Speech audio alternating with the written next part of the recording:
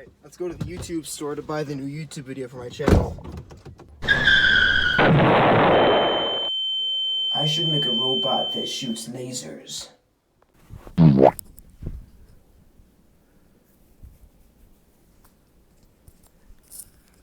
I got a new microphone. Anyways, I'm making a laser turret. It's gonna be like just a laser pointer. Sorry, my bad. It's gonna be a laser turret, just a laser pointer, mounted on an X and a Y motor. Now, project isn't done, but I've finished all the designing, so I'm gonna get right to that. I mean, like explaining what the design is.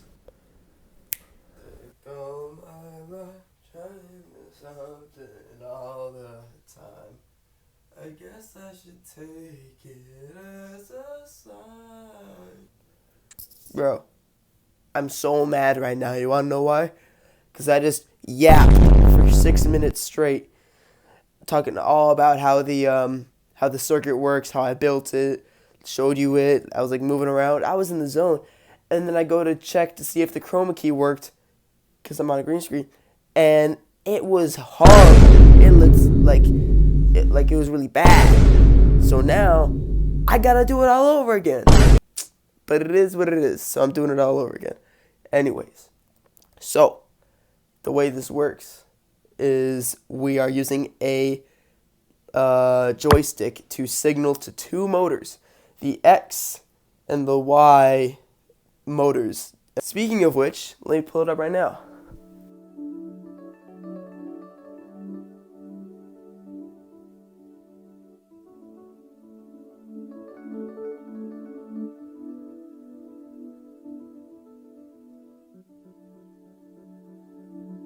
You know what? I just realized this thing's green, so it's probably like, ooh, it's disappearing. Uh-oh. Anyways, here's what it is. It's an Altoids can. It's got the joystick sitting in there, ready for me to, bombs away, ready for it to go. Here are the motors. You're gonna see them in the final product. One of them has a gear, one of them doesn't. Doesn't matter. I think I'm just gonna take those off at the end, anyways. But the way that I use this thing to signal to the motors is with 4 op amps, well, 2 packages because there's 2 per in an LM358. Here, I'll just show you. Here's the circuit. Here's the op amp. Here's the other op amp. And here's 4 transistors. One to make one motor turn left, one to make it turn right, one for the other motor to turn left, one for the other to turn right. Here is the circuit diagram. Pause if you're interested. You can look at it. Here, I'll explain how it works. So, that's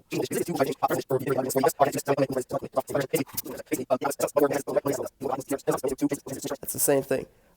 If you were looking at... Here,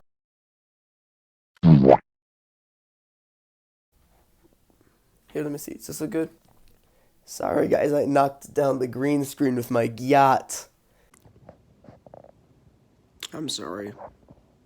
I shouldn't have done that. Anyways. Gotta watch. Make sure it doesn't happen again. Basically, what I was gonna say is that if it... But yeah, that's about it. Here's the circuit diagram again. That's the circuit. One thing that I regret is that I didn't film myself building this.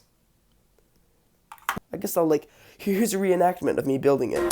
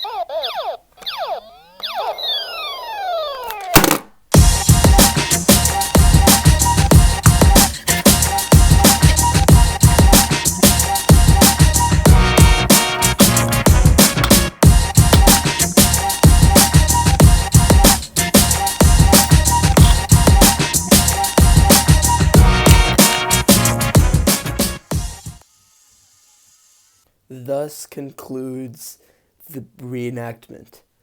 We're back in the present. I've caught you up on everything that happened, and things are going a little bit tough. We got some problems going on here that I am going to show you. Well, problem number one, I guess, is that Lily's stressing out about something. What's up, Lily? Here, what do you have to say to the people?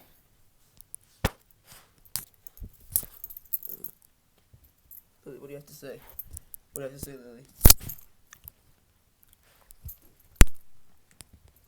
Nothing? Alright. Aw, dang it. Back to the present.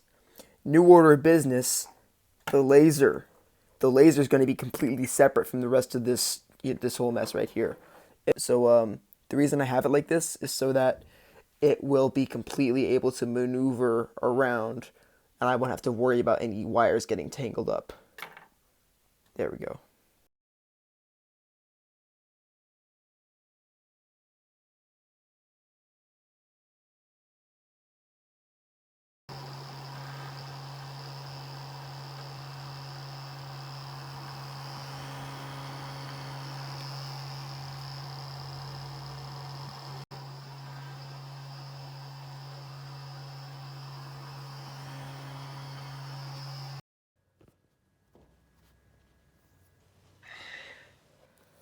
Alright, so here's the first version that I just printed. Actually just came off the printer right now. Like that. Problem is, I put it in backwards. So if I try and put it in like this, the laser and the charging port are flipped. Also, if I try and flip it around like this way to make it right, which was the plan all along, to have this be the front side, this is on the wrong side. This should be moved up. So I should either mirror it this way or mirror it this way, Because look at this. See how much more sense it makes if it's flipped this way? Because then what I can do is put this in here, and the laser just comes out. So I'm just gonna model this and have it be done right now. It's just at 0% battery. It's charging right now.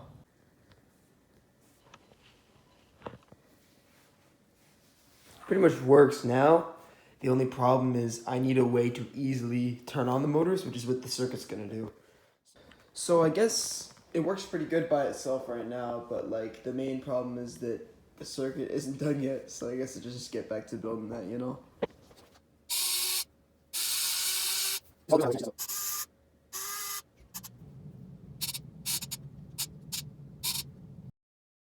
Hey guys, take a look at this. We got this one over here.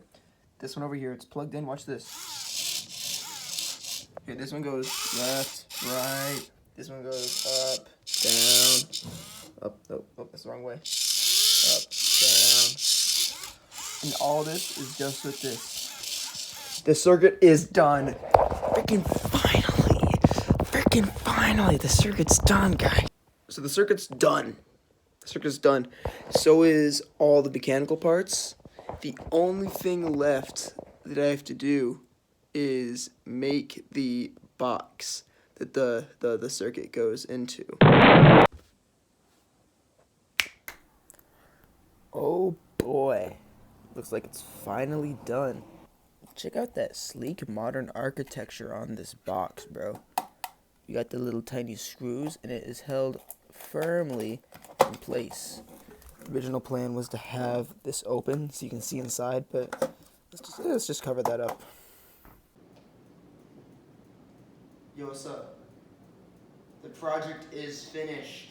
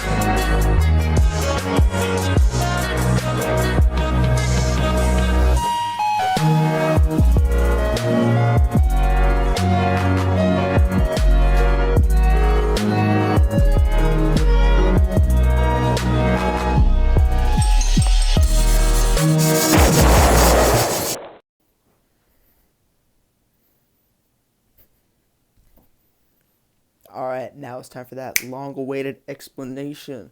Let's hit the show on the road. Let's start with the heart of the circuit, the robotics. You got the motor here and the motor here. The motors. This one is going to turn both directions, 2 directions. That means we're going to have to apply both positive and negative voltage across it. So, in order to do that, I used transistors, which are basically switches. All they do is allow current to pass through them once you give the signal to the base of it. It's called the base. Gate. It's also called the gate. Base gate. Basically, little current in here, big current down here. That's it. So how are we going to deliver that current, that little current it needs to unlock its true potential? Op amps. Op amps give an output, a full, just positive, digital, on or off, binary signal. If the non-inverting input is greater than the inverting input. So the way I would do this is I would have a potentiometer, the joystick. It's basically just 2 potentiometers with a spring. When you turn it this way, it drags this little piece of metal across this resistive tract, and that basically makes a voltage divider, which is just 2 resistors stuck together. But the resistors change values because you're sliding across at a different point. So, I had to breathe. When you move it across, it's going to change the middle of that resistor divider, voltage divider. So it's going to swing all the way from middle of 6 all the way up to 12 and all the way down to 0, more or less. So then I just have it hooked up to the inverting and non-inverting. And for one, I had the inverting set to 12, and the other one I set to 6, just like base in the middle. So that way, when it drops down to 0, the one with non-inverting at 6, it reads as a high, sets it to 12. Then for the other one where it goes up to 12, it's like slightly higher than VCC. I don't know how, but it works. So then it goes up to 12 when you go this way and to this way, in 2 different leads, just going off to their own places. Those go off to its corresponding resistors, transistors. Okay, so that's how it originally worked. But then I realized, how am I going to get the ground up in here? We need the ground. We need to stay grounded in reality, you see? So, I originally had it where the motors were just connected straight to ground, like with resistors. Like, see in the original circuit. See it right here. But that didn't work. Because why, when electricity takes the path of least resistance, why would I go through this motor when I can just go straight down? So that's why it didn't work when I switched from the dinky little tiny motors to the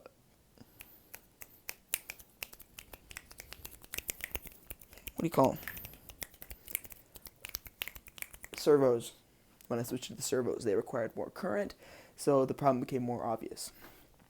So then, what I did is I made it so it's only partially connected to ground at certain times. I added another set of transistors, MOSFETs. I probably could have used regulars, but I wasn't sure, so I just used MOSFETs. They're not there in there, and I'm not going to take them out because I don't want to take too much work. So now, instead of having this wide open gate straight to ground, it only has this other option right here because their gates are connected like this. Thus concludes the journey that was making that freaking thing back there. So now it can just sit in the. So I hope y'all enjoyed the video. If you liked it, leave a like. If not, send hate comments, I suppose. Visit my house and throw rocks at my window or something. I don't know. I hope you'll have a wonderful day.